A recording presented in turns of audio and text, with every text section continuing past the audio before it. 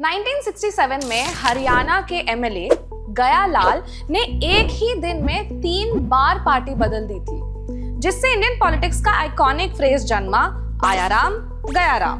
हाल ही के राज्यसभा इलेक्शंस ने state assemblies को full blown political battle ground बना दिया है, जहां नीतीश कुमार, नवीन पटनायक और बीजेपी और ऑपोजिशन के कैंप्स हर एक एमएलए वोट के लिए अग्रेसिवली स्क्रैम्बल करते दिख रहे हैं। बिहार में अलेजेड हॉर्स ट्रेडिंग और मिसिंग एमएलएस की खबरें हों या ओडिशा असेंबली फ्लोर पर क्लैशेस और कांग्रेस एमएलएस के सस्पेंशन की न्यूज हो, लेकिन राज्यसभा की ये रेस फिर से दिखाती है कि इंडिया के सबसे क्वाइट इलेक्शंस के पीछे कितना इंटेंस पावर प्ले चलता है।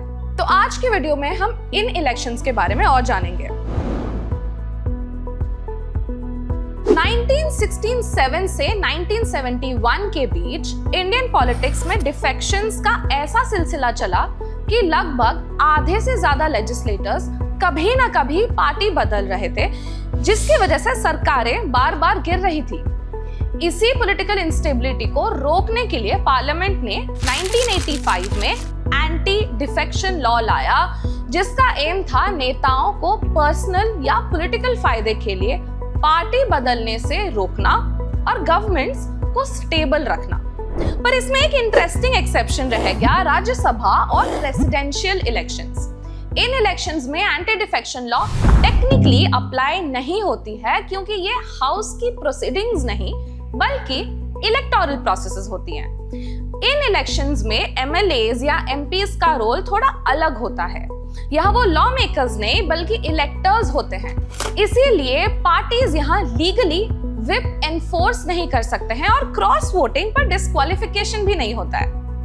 काफी टाइम तक Rajya Sabha elections largely uncontested formality होती थी, जितनी असेंबली स्ट्रेंथ उतनी ही राज्यसभा में सीट्स।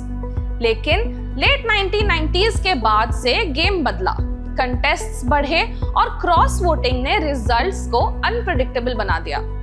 थ्योरी में ये सिस्टम लेजिस्लेटर्स को इंडिपेंडेंट जजमेंट का स्पेस देता है, पर ग्राउंड रियलिटी में ये एक पॉलिटिकल बार्गेनिंग और डील मेकिंग का दरवाजा खोल देता है। इसको कंट्रोल करने के लिए 2003 में ओपन बैलेट सिस्टम इंट्रोड्यूस हुआ, तो वोटिंग के समय एमएलएस को अपना वोट एक पार्टी एजेंट को दिखाना पड़ता है, वरना उनकी वोट इनवैलिड हो जाती है। लेकिन ये एक हाफ मेजर है।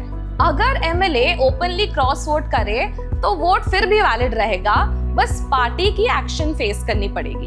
रीसेंट एग्जाम्पल भी हमारे सामने आया, जब क्रॉस वोटिंग के बाद ओडिशा में कांग्रेस ने अपने 3 एमएलएस को सस्पेंड कर दिया, जो दिखाता है कि लीगल प्रोटेक्शन के बावजूद पॉलिटिकल कॉन्सिक्वेंसेस काफी रियल होते हैं।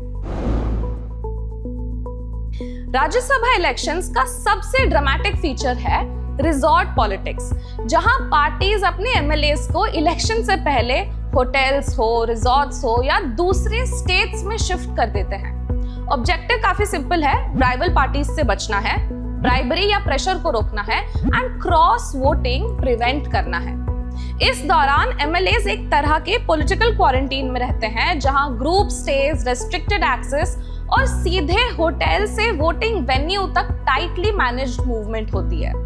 और आयरनी, यही वो फेज होता है जब एमएलएस को मिलता है maximum VIP treatment, including luxury stage, round the clock attention और पॉलिटिकल इंपॉर्टेंस का एब्सोल्यूट पीक। लेकिन क्रॉस वोटिंग काफी डिसरप्टिव हो सकती है। Best example is 2024 Himachal Pradesh का, जहां अभिषेक मनु सिंघवी जैसे हैवीवेट कैंडिडेट भी क्रॉस वोटिंग के चलते हार गए।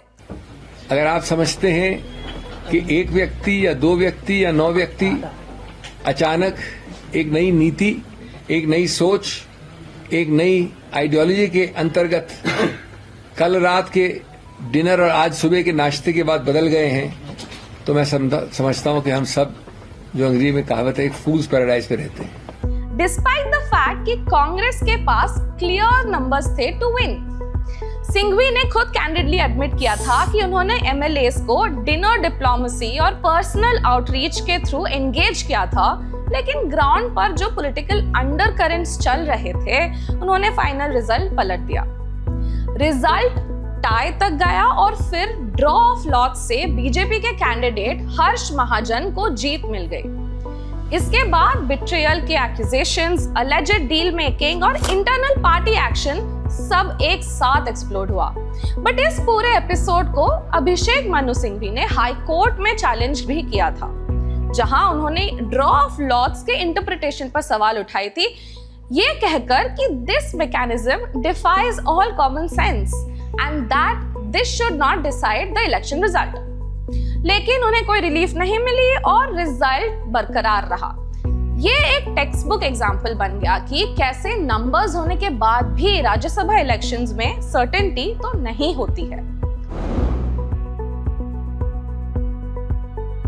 पॉलिटिकल सर्कल्स में राज्यसभा इलेक्शंस को अक्सर बोला जाता है एमएलएस का वीआईपी सीजन, क्योंकि कैंडिडेट्स खुद लॉबी करते हैं, पार्टीज लग्जरी अरेंजमेंट्स करती हैं और हर एमएलए सडनली किंग मेकर बन जाता है। ये वो रेयर मोमेंट होता है जब state level MLAs national politics के सेंटर स्टेज बन जाते हैं और पावर इक्वेशन टेम्पररीली रिवर्स हो जाती है।